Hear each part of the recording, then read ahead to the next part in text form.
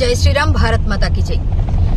మొన్న 13వ తారీఖు రాత్రి 14వ తారీఖు అనుకోండి, బెట్టింగ్ యాప్స్ ఇప్పుడు లేవులే అనుకునేసరికి తిరుమల వెంకటేశ్వర స్వామి గుడి సన్నిధిలో వాడు దర్శనంకి వెళ్లి వచ్చి 199 రూపీస్ ఎంతో పెట్టి కింద క్యూఆర్ కోడ్ ఇచ్చి వాడు వాట్సాప్ లోనే మనం కట్టిన తర్వాత డబ్బులు రిసిప్ట్ పెడితేనే వాడు మనకి రెస్పాండ్ అవుతున్నాడు తప్ప ఫోన్ చేస్తే లిఫ్ట్ చేయట్లేదు. చాలా మంది పిల్లలు కట్టారు, బాధితులు ఉన్నారు.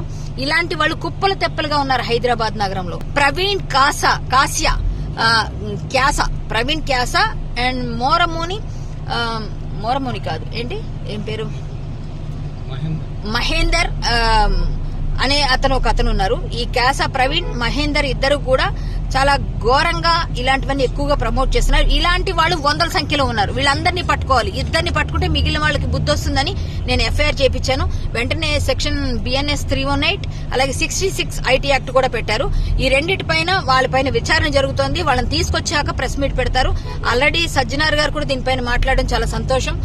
వారికి కూడా ధన్యవాదాలు. వీళ్ళందరినీ పట్టుకొచ్చి ఒకరి మీద పంజా విసిరితే గట్టిగా మిగిలిన వాళ్ళందరూ కూడా దారిలోకి వస్తారండి. చిన్న చిన్న పిల్లలు చెడిపోతున్నారు. బెట్టింగ్ యాప్ల కన్నా ఘోరంగా ఉన్నాయి ఇల్లీగల్ లాటరీస్. సో వీళ్ళందరికీ ఖచ్చితంగా బుద్ధి రావాలని, బుద్ధి వచ్చేటట్టు ప్రభుత్వం చేయాలని, అలాగే మన పోలీస్ వారి పంజా జులిపించాలని అనుకుంటూ వారికి మాత్రం ధన్యవాదాలు తెలియజేసుకుంటూ వెంటనే రియాక్ట్ అయిన పంజాగుట్ట పోలీసుకు మరొకసారి ధన్యవాదాలు తెలియజేసుకుంటూ ఇలాంటి బెట్టింగ్ రాయిళ్ళందరినీ కూడా ఇన్లీగల్ లాటరీ అని కొత్త స్కీమ్స్, ఇందులో ల్యాండ్ పెడుతున్నారు, ఇల్లులు పెడుతున్నారు, ఫోన్లు పెడుతున్నారు, ఏవేవో పెడుతున్నారు.